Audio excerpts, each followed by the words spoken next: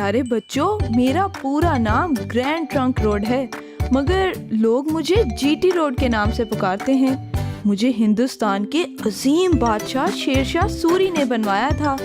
मेरी कुल लंबाई 2500 किलोमीटर है। मैं काबुल से शुरू होकर अफगानिस्तान के ऊंचे ऊंचे पहाड़ों से गुजरकर लंडी कोतल से पाकिस्तान में दाखिल होती हूँ। पेशावर से होती हुई अटक के रास्ते पंजाब में और फिर यहाँ के मुख्तलिफ शहरों से होकर पाकिस्तान के दिल लाहौर में दाखिल होती हूँ और फिर वाघा के रास्ते पाकिस्तान को खुदा हाफिज कहकर हिंदुस्तान चली जाती हूँ और मेरा आखिरी सिरा चट्टागोंग है।